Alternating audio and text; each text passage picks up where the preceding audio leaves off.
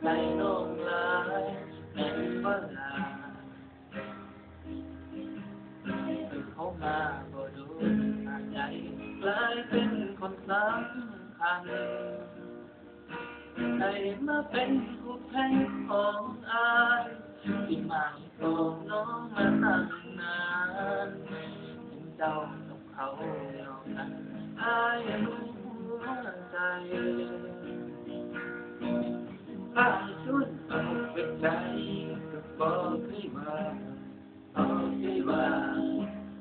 ปัจจุบันเขายิ่งทำมึงมีจะมองไปเคยอายไปเล่นนอนบ้านเดี๋ยวนี้จะเขาเลิกกันก็รู้ใจสงสัยอายผิดฟ้าอายแค่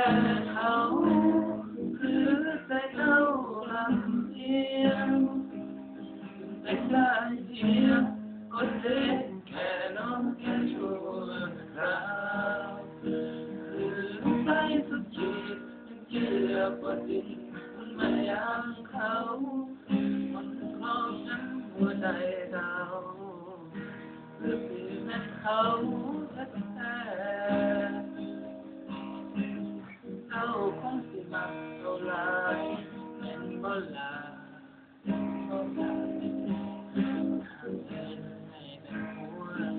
ฉันที่เคยแพ้เมื่อเป็นความต้องการของเจ้า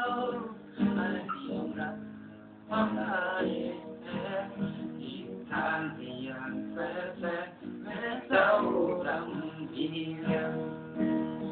อายแพ้เขาหรือใจก็รู้ลำเอียง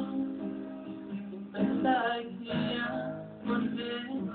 น้องแค่ชั่วคราวหรือใจสุดที่ยังเทียบว่าสิ่งมันไม่อยากเขาคนครองแชมป์หัวใจหนาวเพื่อเปลี่ยนเป็นเขาแม่แท้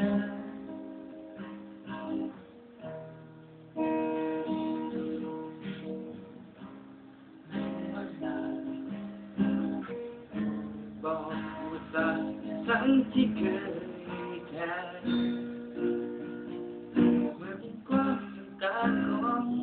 เจ้าอาจยอมรับความพ่ายแพ้มีทางอย่าแฝงแม้เท่า